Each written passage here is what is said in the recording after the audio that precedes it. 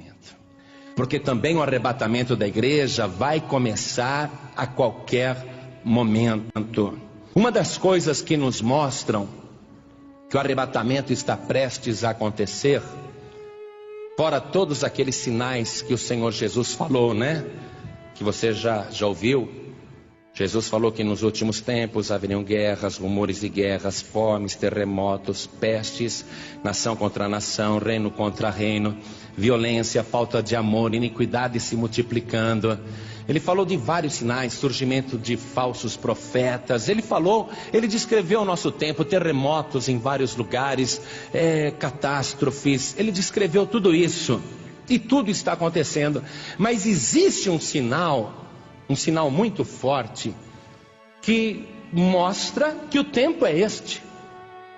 Que o tempo que nós estamos vivendo é o tempo que vai concretizar esta profecia. Então veja comigo, no Evangelho de Mateus, capítulo 24, versículo 32. No capítulo 24 você tem muitas profecias do Senhor Jesus a respeito dos últimos tempos, profecias detalhadas. Mas aqui o Senhor Jesus, ele falou o seguinte: aprendei, pois, esta parábola da figueira. Quando já os seus ramos se tornam tenros e brotam folhas, sabeis que está próximo o verão. Jesus usou a figueira como um símbolo da sua chegada. Na Bíblia toda, a nação de Israel é retratada como esta figueira. Uma figueira que estava seca, uma figueira que estava morrendo, mas o lavrador pediu: deixa eu cuidar mais um pouquinho dela, para ver se apresenta frutos.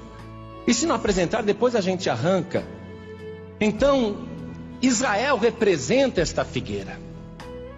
Quando o Senhor Jesus falou aqui da figueira, esta profecia, Ele está dizendo que quando a nação de Israel começasse a brotar folhas, nós deveríamos saber que está próximo o verão, isto é, que está próximo aquele dia quente, aquele dia de ira, de furor. E ele, falando desta maneira, ele disse assim, no versículo 34: em verdade vos digo que não passará esta geração sem que todas essas coisas aconteçam. Jesus está falando do fim dos tempos, não é?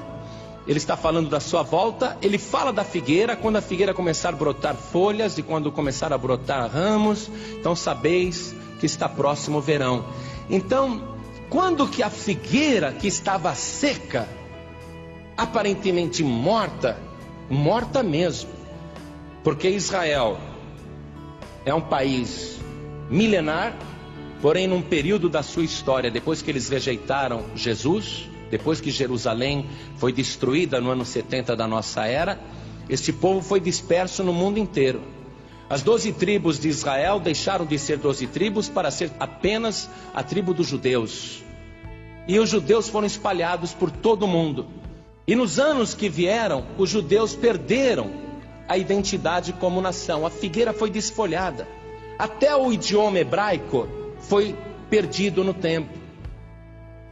A tradição se perdeu, o idioma se perdeu, porque eles, estando em vários países, assimilaram os idiomas daquelas nações e não passavam para os filhos. Até conseguiam passar para os filhos o idioma, mas para os netos já era difícil, para os bisnetos também. Então o idioma de Israel desapareceu totalmente a figueira. Então o Senhor Jesus, ele falou: olha, nos finais dos tempos, quando a figueira voltar a brotar, então vocês fiquem sabendo que está próximo o verão. Israel como nação voltou a existir em 1948.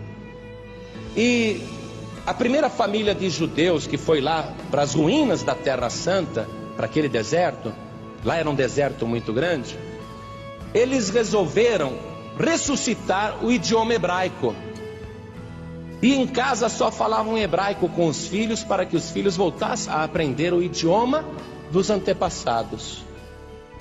E os que iam para Israel, iam com esta finalidade de restaurar a figueira, de fazer brotar a figueira. Isso aconteceu em 1948, quando as Nações Unidas, para resolver o problema daquela guerra no Oriente Médio, decretou, com um voto inclusive de um brasileiro, Oswaldo Aranha, que Israel voltava a ser nação.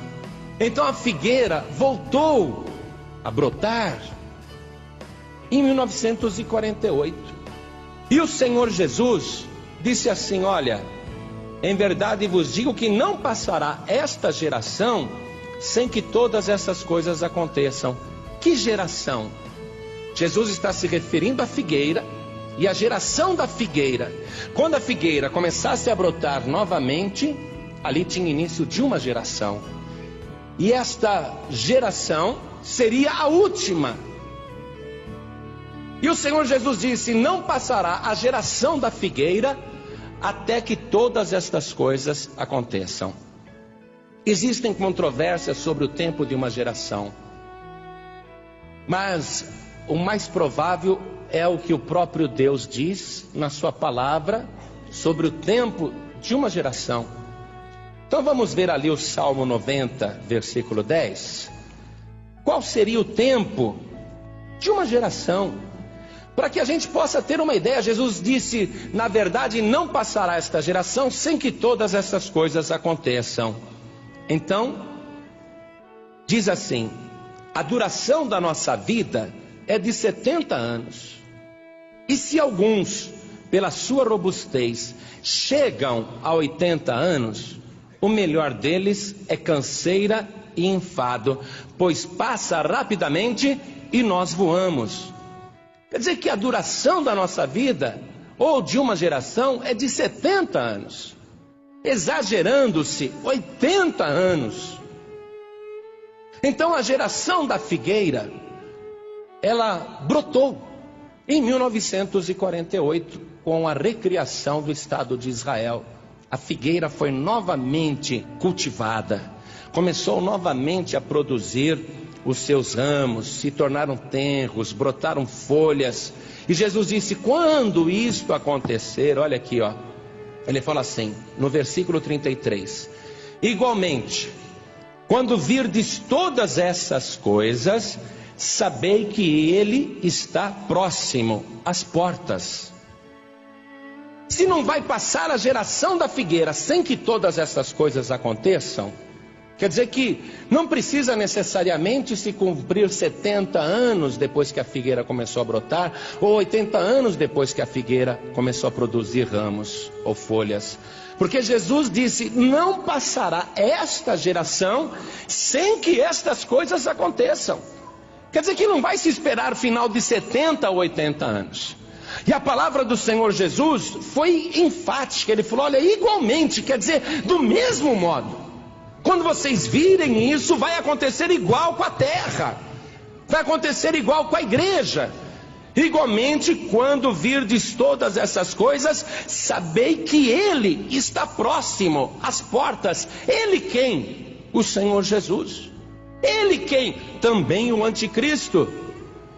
Dois personagens estão sendo aguardados. Os judeus crucificaram o Senhor Jesus e o recusaram como Messias. Jesus disse: eu vim em nome do Pai, vocês não me receberam, mas outro virá em seu próprio nome, e a esse vocês receberão. Quer dizer, quando o anticristo vier, Israel vai recebê-lo como Messias. Então este também é o tempo em que o anticristo está para chegar na terra, e também é o tempo em que ele está próximo às portas. Igreja, Jesus afirmou para nossa fé, para nossa segurança. Ele falou: prestem atenção. Quando vocês virem essas coisas acontecerem, é porque ele está próximo às portas. Meu querido, minha querida, saiba disso. Nós estamos vivendo os últimos dias, os últimos tempos, e nós podemos crer e ter a certeza pela fé que os pés do Senhor Jesus já estão colocados em oculto nas nuvens dos céus. Ele já está próximo às portas. A qualquer momento ele vai dizer aos anjos: chegou o momento, toquem as trombetas, os que são meus serão arrebatados, vão encontrar comigo aqui nas nuvens dos céus. Eu vou livrar os meus de toda a tribulação que virá sobre a terra.